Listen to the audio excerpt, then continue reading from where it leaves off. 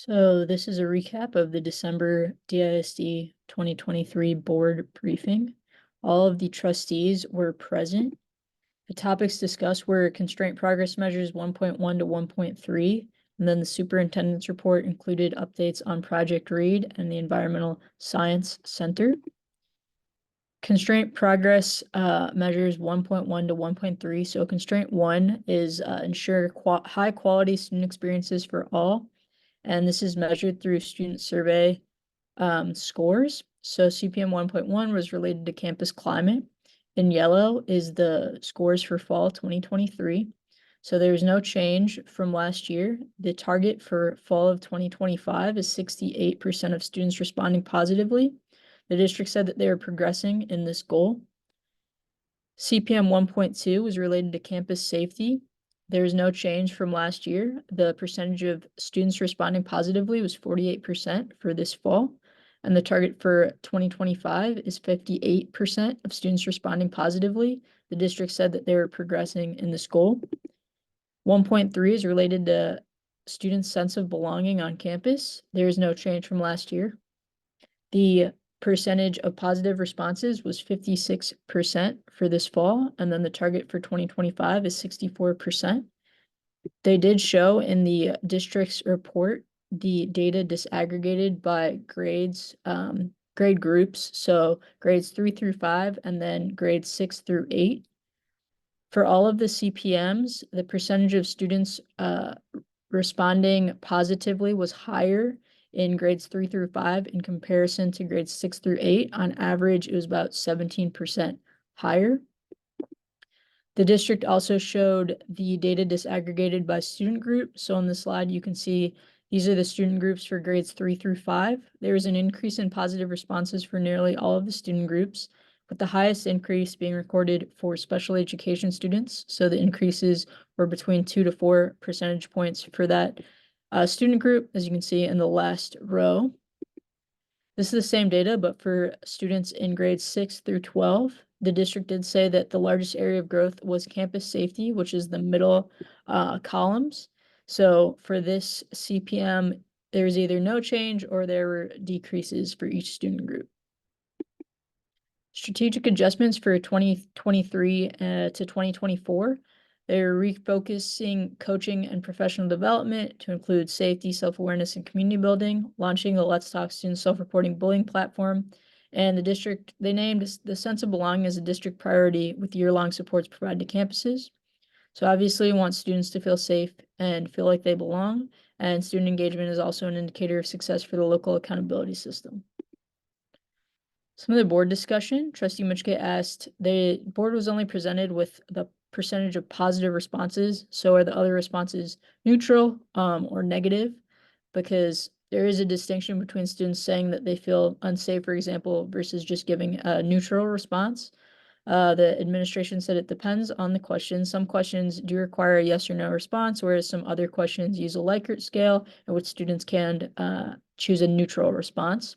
Trustee Mitchke said that he would like to know the percentage of students who actually are responding negatively per campus. Trustee Foreman said that the data shows that fewer African American students are responding positively. She also wanted to know the outcomes of the safety tips that are reported on the platform. So basically, which tips require intervention and what is the degree of intervention needed. Also wanted to see data disaggregated by campus as well as data for kindergarten through second grade students. So they said that they would share campus level data with the board. They did say that obtaining kindergarten through second grade data is challenging due to the validity of survey instruments. There's not currently a national instrument that is used for students that young. The district did say that they would consider developing their own tool. Trustee White just asked if data could be disaggregated by gender, and they said yes.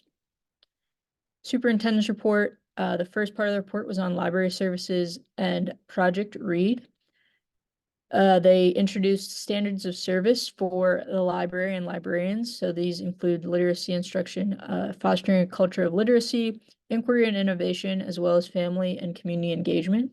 They did say that by next year, all campuses will have a dedicated librarian. That is the district's goal. In order to do that, they'll be partnering with 3 universities, UNT, TWU, and Sam Houston State University, to build out cohorts in which teachers can transition into librarians. All that is required is at least 2 years in the classroom, as well as a valid K through 12 teaching certification. They also discussed Project Read. This is DISD's library redesign initiative. It transforms library spaces into STEM centers. It's currently implemented at 38 elementary schools and 17 middle or high schools, impacting over 40,000 students. The full scope of the programming offered through Project Read is available on the district's website, but it includes, but is not limited to, augmented reality, coding, and 3D printing. They did emphasize that Project Read is not intended to replace librarians. It is just an enhancement that is able to connect students with literacy and STEM experiences. They did say that librarians are essentially the teacher for the largest classroom at campus. So they have the most impact on the most amount of students. And so the district wants to invest accordingly. Librarians do support the development of reading comprehension and provide opportunities for inquiry. They also presented on the Environmental Education Center. This is a DISD academic facility in Seagoville. It includes nature trails, interactive exhibits, science laboratories, as well as animal lab. There's also a working barn with a variety of livestock, as well as an observatory. This is an opportunity for students to go on field trips. They also have summer STEM enrichment programs, as well as professional development opportunities for teachers. Last year, they served over 30,000 students in all grades. The mission of the Environmental Education Center is to provide students and teachers in an urban district the opportunity to connect with nature in a way that they can't necessarily do just in the classroom, while also conducting laboratory and field experiments that are aligned with science TEKS. Trustee Mitchke wanted to know, what is the role of the librarian on campus? Essentially, it is a lot more than just checking out books. Librarians are certified teachers. They act as facilitators of both print and digital resources, and they support hands-on experiences. They also perform small group pullouts, reading interventions, etc. Trustee Mitchke wanted to know what grades are targeted for the Environmental Education Center, and they impact all grades, pre-K through grade 12. Trustee White said she was just excited about the progress of the Environmental Education Center. She hopes more campuses take advantage of the opportunity for field trips. Trustee Weinberg wanted to know what is the process for how students work with the center to incorporate their curriculum. So campuses can submit field trip requests to the center. Professional development curriculum is also offered to teachers. She asked if there was specific marketing to campuses with lower performances in science. And the answer was yes. They are also able to push into those campuses and offer STEM nights at the actual campus if it can reach more people. The goal for next summer is for the summer STEM enrichment to impact 700 total students throughout the course of the summer. They'll do that through increased marketing to campuses. In addition to the normal field trip opportunities, the center also provides a 3-week-long summer science enrichment program for rising 5th graders, and they have capacity for about 125. Trustee Karen asked, how is campus leadership educated about the Environmental Education Center? So center is in constant communication with campus leadership. They also share a calendar of events. And he asked, the expectation was that all campuses will have librarians or media specialists by fall 2024. And the answer is yes, that is the goal for the district. Trustee Flores asked, how are librarians and libraries evaluated? So the standards of service are incorporated into an evaluation instrument. They said that they want to emphasize that it does go beyond just checking out books, and librarians are responsible for creating a culture of literacy and facilitating inquiry. He asked if student performance data is used to schedule field trips to the Environmental Education Center. Yes. At the end of the year, a campus needs assessment is done for every campus that can determine which campuses would benefit, and they can actually incorporate that into their campus improvement plan.